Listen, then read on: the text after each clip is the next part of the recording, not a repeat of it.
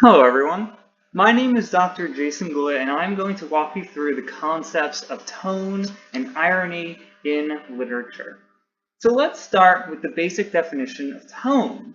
A story's tone is the attitude that the writer takes towards his or her chosen subject. It is very much tied to emotion and mood. As such, the tone of a story can be negative, positive, or somewhere in between. Some positive examples are joyful, sentimental, and humorous. If the story were to have any of these tones, it would be clear that the writer has a very positive attitude towards whatever they are talking about, whether it's a good memory from their childhood, the feelings they have when seeing their family, or anything else. We can also find many stories in which the writer has a very negative attitude towards the subject. We might notice that the narrator has a very solemn, arrogant, or condescending attitude. Reading through a story like this will produce in us very different feelings and emotions. And just remember, these are just some examples of positive and negative tones. There are many, many more. There is also a whole range of tones that are neither completely positive nor completely negative in tone. For instance, there are many stories out there that take a balanced and distanced approach towards their subject matter. So in stories like this, the tone is essentially emotionless. Another kind of tone that is neither completely positive nor negative is irony. Irony is, in general, when there is a contradiction between what words are said or written and what they actually mean. We might work through this definition by focusing on three main kinds of irony. The first is dramatic irony. Dramatic irony is when the story gives us access to information that the characters don't have.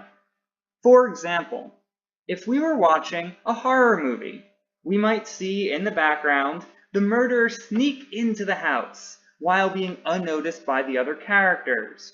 Then we would get really nervous when the characters run into the house, lock the door, and the main character says, "Don't worry, we're safe now." As viewers, we would know that the exact opposite is true.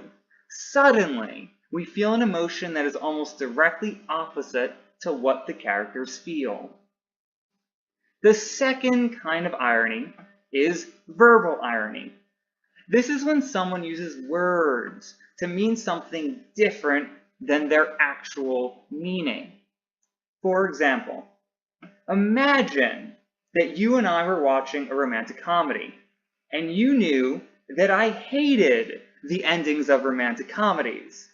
If we got towards the end of the movie, when the two love interests got together, and I said, "Okay, good. I was really worried that things wouldn't turn out happily ever after." Because you knew that I hated romantic comedies, you could figure out that I was joking. Instead of expressing actual worry, I would be expressing my thoughts on how every romantic comedy ends the exact same way. The third kind of irony is situational irony.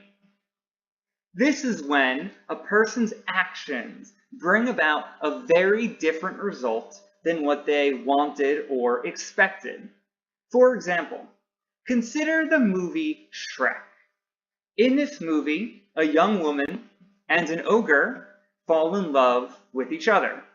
All we know is that when they finally kiss, they will take, quote, love's true form.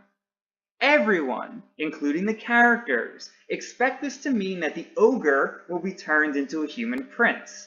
So when they kiss at the end, it's a surprise when the woman is turned into an ogre. The words love's true form are literally true, but they don't mean what everyone assumes they mean. The basic idea in all of these kinds of irony is that words and meaning can actually contradict one another. The context matters. Also, it's important to keep in mind that irony can be used to create positive, negative, and mixed feelings. In our example of dramatic irony, for example, when we talked about horror movies, we saw that irony could produce suspense. In our example of verbal irony with romantic comedies, we saw that irony could produce humor.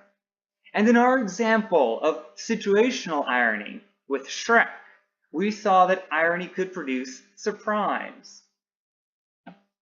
The key to finding tone and irony is to really pay attention to the language.